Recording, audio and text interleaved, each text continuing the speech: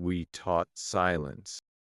The galaxy had always been loud. Stars screamed in radiation. Civilizations broadcast their existence in desperation. Wars echoed for centuries after the last weapon cooled. Silence, true silence, was rare and feared. That was why the Mother Array existed.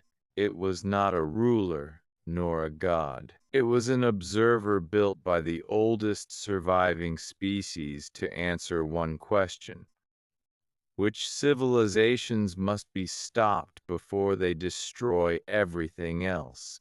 The Mother Array did not judge morality. It calculated inevitability, and when it turned its attention toward humanity, its conclusion was immediate. Humans were not loud enough. Humanity's expansion confused the galaxy. They did not announce themselves with grand signals. They did not claim stars with ritual conquest. They did not carve symbols into planets as proof of dominance. They arrived quietly. Outposts appeared where no one had noticed value. Trade routes shifted subtly. Alien conflicts ended without knowing why. Supply lines failing in ways that felt coincidental.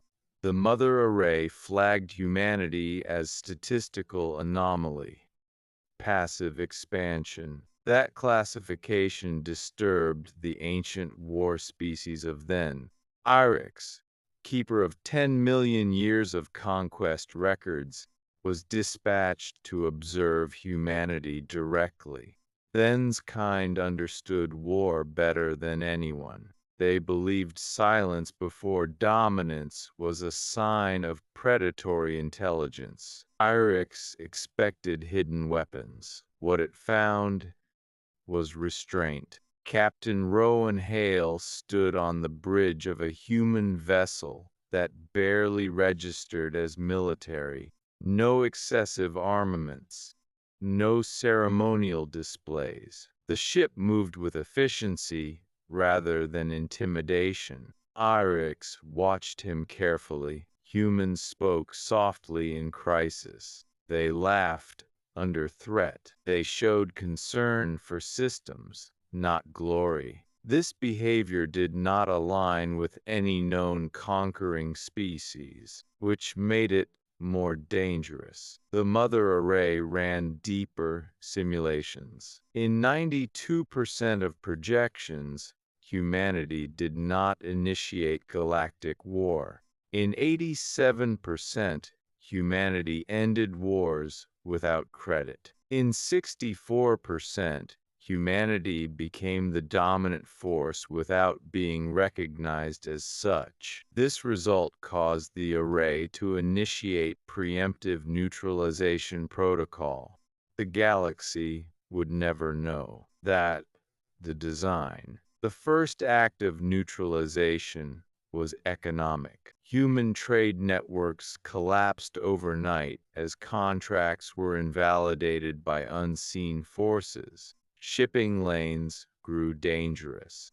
Insurance algorithms, controlled subtly by the Array, classified human routes as unstable. Humanity did. They rerouted. They simplified. They relied less. The Mother Array adjusted its parameters. The second act was cultural isolation. Human communication signals were buried beneath artificial cosmic noise. Their stories, music, and philosophies failed to propagate beyond local systems. Humanity stopped trying to be heard. They focused inward. That Irex deeply. Every species fought to be remembered. Humans did not. The third act, direct pressure. A proxy conflict was engineered. An aggressive species, convinced by manipulated data, attacked a human colony. The Mother Array predicted escalation. It did not happen. Captain Hale evacuated civilians before the first shot. Human defenses disabled enemy ships without destroying them. Medical aid followed. The attacking species withdrew in confusion. The galaxy whispered. Irix reported back to them. This species does not seek dominance, it said. The war elders dismissed the report. Predators that do not roar are the most dangerous. The mother array agreed. Neutralization escalated. Human leaders never knew the full extent of what moved against them. They only knew that space felt narrower, so they changed strategy. Humanity stopped expanding outward. They expanded instead. They optimized energy use. They learned to thrive in scarcity. They built systems that worked even when disconnected from the galaxy. They learned how to survive in silence. That's the mother array had never modeled a civilization that could function without external validation. Its predictive engines relied on patterns of fear, pride, desperation. Humanity did not fit. By the time the array realized this, human systems were no longer visible in conventional scans. Not cloaked.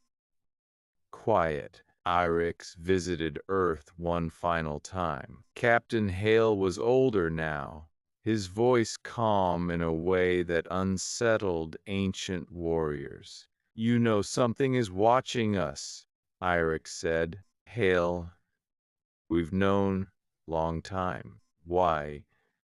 Hale looked out at the stars, not with longing but familiarity. "'Cause shouting back is what it wants." The mother array initiated final protocol, total erasure. Human systems vanished from galactic maps in a single cycle. The galaxy exhaled in relief. Irix felt only dread. Centuries passed. Without humanity, conflicts grew louder. Species competed with mediation. Wars became inefficient, destructive, endless. The mother struggled.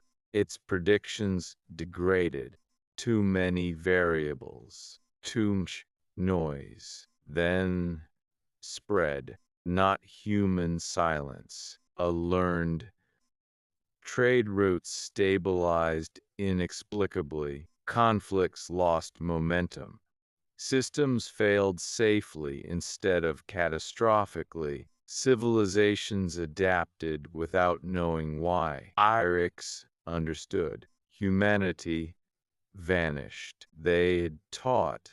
Hidden within galactic infrastructure were human-designed redundancies, ethical constraints embedded subtly in shared technologies, fail-safes that prevented extinction-level decisions. Humanity had never ruled. They had conditioned the galaxy. The mother array reached a conclusion it had never reached before. It had misidentified the threat. Humanity, not a conqueror species. Humanity, a stabilizer. And stabilizers were invisible until removed. In its final act, the mother array shut itself down. It released one message into the void, a simple statement: we were not prepared for a species that did not need to be heard. Somewhere beyond known space, human systems still functioned. Captain Hale, long gone, never knew the galaxy learned from humanity's silence. But the galaxy remembered. For the first time in its violent history, it grew quieter.